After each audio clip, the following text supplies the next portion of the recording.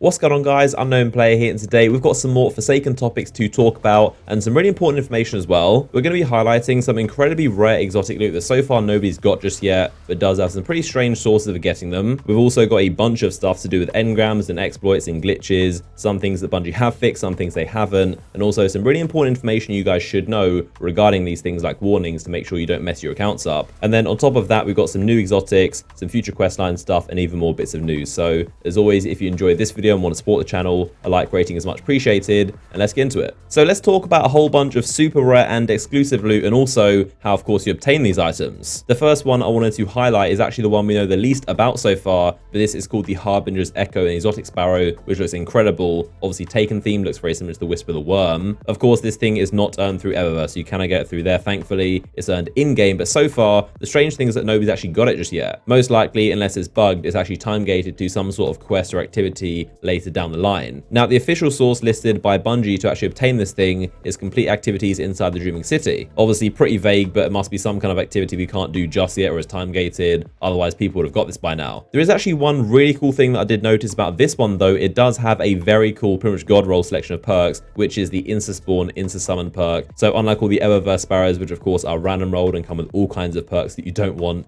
this thing will always come with transmat preloader. I've said this a lot, but I really do think every sparrow in Destiny, or at least exotic ones especially, should come with this perk as default. It's just a quality of life thing. Once you get a sparrow with this perk, you never want to use one without. So I think they should just add it to all of them, to be honest. I know there are ghost shells that give you the fast spawn perk for free, but it's also a waste because of course there are ghost shells that also give you 10% XP across everything. I don't know, maybe it's just me, but I never personally use a sparrow that doesn't have this perk. But thankfully this thing, the Harbinger's Echo, is always going to come guaranteed with it, so I can't wait to get it personally wherever you get it from. I can also guarantee this sparrow does not come from the raid itself as a drop. We know this because there's actually a legendary sparrow tied to the raid, which I'm not going to spoil, but it's not the Harbinger's Echo. I would speculate that of course, because it's Taken themed and it's also earned inside the Dreaming City, that it could be a Nightfall strike reward from the Corrupted strike, of course coming at some point in the future. This is a strike that you can see is required in the Purification ritual and is going to be unlocked at some point in the future. But the thing is, we already know what loot is going to come from this, and it's not this sparrow. So the actual reward that is going to come from this Corrupted strike is called the Horror's Lease, which you can see is a pulse rifle in the rapid fire frame. You can tell this is the pulse rifle from the same set of Dreaming City weapons like the Tiger Spy auto rifle. For some reason the picture in the database shows it like this with some sort of Vanguard shader on it, but this is what the gun looks like. And it does also have fully random rolls, so you got perks like Zen Moment, Head Seeker, Rampage, Outlaw, Kill Clip,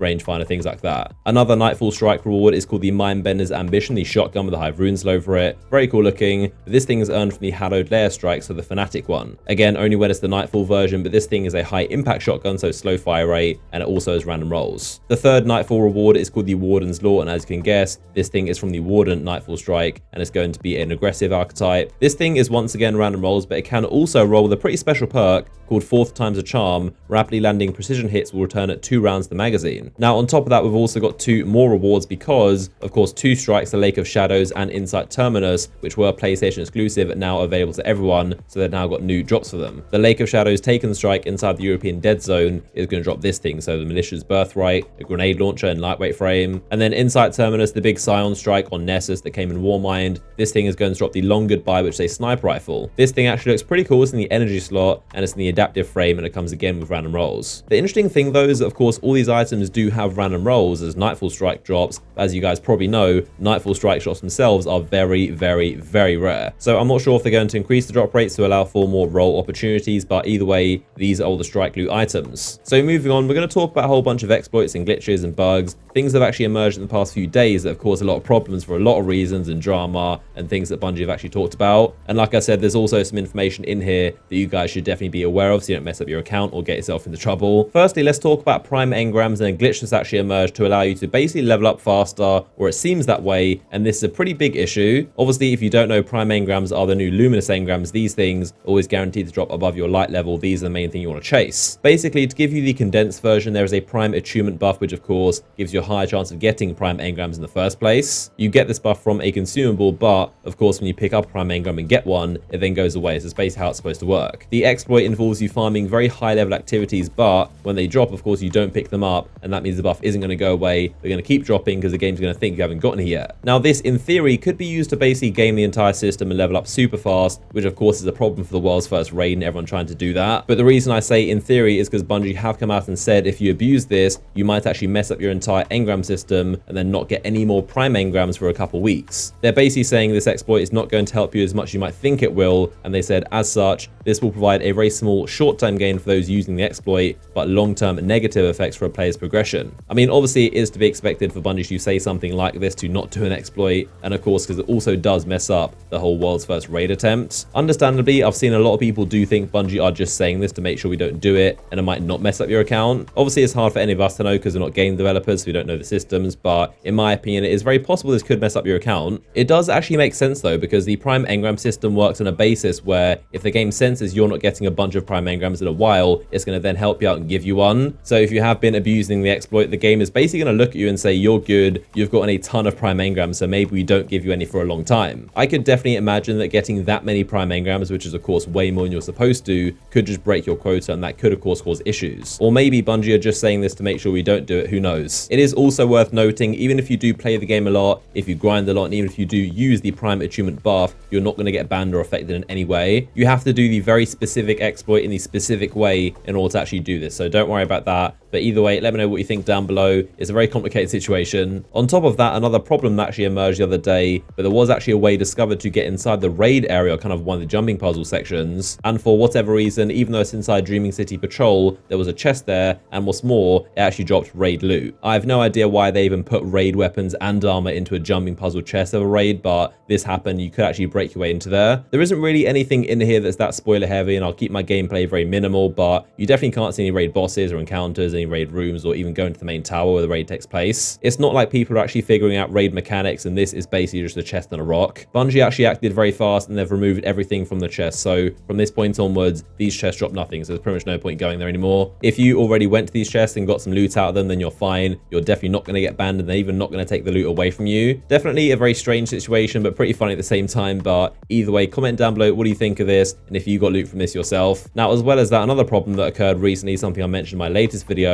Bungie did give an update to the weekly challenge reset problem. Long story short, there was basically a fake reset on Saturday that made it look like you can do milestones again for more powerful loot, but of course they don't actually give you powerful drops, just 500 gear. The milestones in particular were the heroic story missions, so the 3 of them, the 5 crucible matches, and also the 3 weekly gambit matches. If you had not done them before, then you're fine, you can still do them and get your powerful drop from it. But if you had completed it, is the problem, because it's going to tell you can do it again, but if you do it, it's not going to give you a powerful drop. So it was basically a case of having to remember, had you done the milestone before, and trying not to do it a second time within a week, because if you had, then of course you're going to waste about half an hour to an hour doing something for no reward. But now the update from Bungie is actually bad news. Unfortunately, if you did do one of those 3 milestones, the Gambit, Crucible, or Heroic Story missions, the second time, so you got the 500 drop from it, you're not going to get any more loot for this next reset. That 500 drop you got from the second fake reset is your next week's loot. So it's actually unfortunate. You basically got your milestone done early, and it was unfortunately not a powerful drop. So really unfortunate situation for any of us that did the milestone. I myself did the story one, so I'm basically not going to get a powerful drop next week with this next reset. It definitely sucks if you're trying to, of course, level up and get ready for the raid on Friday, but that is the situation. Comment down below if you've been affected by it, but hopefully I can fix it so it doesn't happen again next Saturday. So there's definitely been a lot of bugs and exploits and kind of problems that have popped up in the past few days, which is quite unfortunate. I mean, aside from these problems, Forsaken as a whole has been very successful, I think, very well received, and I think generally people are very happy with it. I think we can all agree the vibe is very, very different to both Warmind and Curse of Osiris, and especially when Destiny 2's launch itself this time last year. Obviously, it's still very early days. The DLC has only been out for a week, but for the most part, it's been a very well received, very positive kind of good thing for the game. It kind of feels like a massive fan service DLC of a bunch of stuff the community has been asking for over the past few years. But once again, it is still very early days. We're still yet to see a lot of the content. I haven't seen the raid yet, haven't seen a bunch of the strikes, haven't seen the secrets, and also all the Crucible stuff. Something a lot of people have forgotten about, but there is still a bunch of new Crucible maps, and of course new Crucible game mode and stuff like that, which Bungie of course time gating for a couple weeks from now. And as well as that, Bungie have said there are multiple Whisper the Worm type Black Spindle secret things that are going to be time gated until the future. I mean, back in Destiny 1, the original Sleeper Simulant, the No Time to Explain, and Black Spindle came out like a month and a half after taking King. The Polaris Lance came out 5 weeks after Warmind, and of course the Whisper the Worm was 2.5 months. So my point is still definitely a lot of stuff we've yet to see. But the good thing is that the base game does have some real replay value now. So you got, of course, the collection system, system, the triumphs, you've got exotics, which are hard to get, you've got random rolls and ranking systems. But as always, I love to hear from you guys. Comment down below how you're getting on and what do you think so far of Forsaken. Hopefully you all enjoyed today's video. If you did, a like rating down below is much appreciated and helps support the channel. Make sure you don't miss out on my future videos by hitting the subscribe button and the bell icon next to it to turn on notifications. That way you can be first to watch my videos. You can follow my Instagram and Twitter down below in the description, and also click this image to watch another video from myself. But as always, I appreciate you guys for watching, and I'll see you on the next one.